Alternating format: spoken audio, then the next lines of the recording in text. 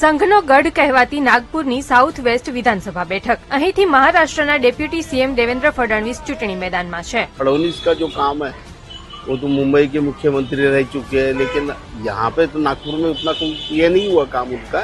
2009માં અસ્તિત્વમાં આવેલી આ બેઠક પરથી સતત દેવેન્દ્ર ફડણવીસ જ ચૂંટણી જીતતા આવ્યા છે, પરંતુ આ વખતે ફડણવીસ માટે રસ્તા આસાન નહીં હોય। क्या देवेंद्र फडणवीस की इस बार नागपुर साउथ वेस्ट की सीट फंस गई है? वही जानने के लिए हम ग्राउंड जीरो पर मौजूद हैं। અહીંથી કોંગ્રેસના પ્રફુલ્લ ગુડહાડે અને પ્રકાશ આંબેડકરની વંચિત બહુજન અઘાડીમાંથી વિનય પુરુષોત્તમ मैदाનમાં છે। અહીં સામાન્ય જનતાનો મૂડ શું છે, સૌથી પહેલા અમે એ જાણ્યું। पहली बार गवर्नमेंट नौकरी में नौकरियां है ही नहीं, सब प्राइवेटीकरण हो गए। 2% नौकरी है।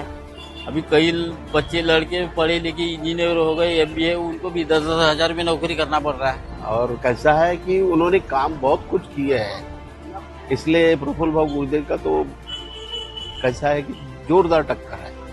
इसलिए हम इतना बता सकते हैं कि टक्कर जम के है, कुछ भी हो सकता है। જ્યારે કેટલાક લોકો ફડણવીસના કામથી ખુશ જોવા મળ્યા।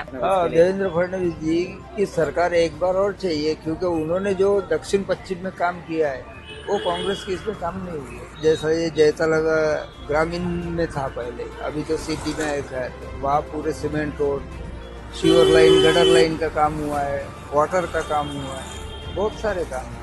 આ બેઠક પર દેવેન્દ્ર ફડણવીસની મજબૂત પકડ છે, પરંતુ અહીં જ્ઞાતિના સમીકરણો પણ ઘણું મહત્વ ધરાવે છે। अब जो है वो अब इक्वेशंस थोड़े से चेंज इसके वजह से हुए कि एक तो संविधान बचाओ का नारा, दूसरा कास्ट सेंसस का मामला, इसके कारण एक अलर्टनेस या जागृति बोल सकते हैं उसको, वो एक वोटर्स में इस तरीके के जो कास्ट ओरिएंटेड वोटर्स है उसमें आई है।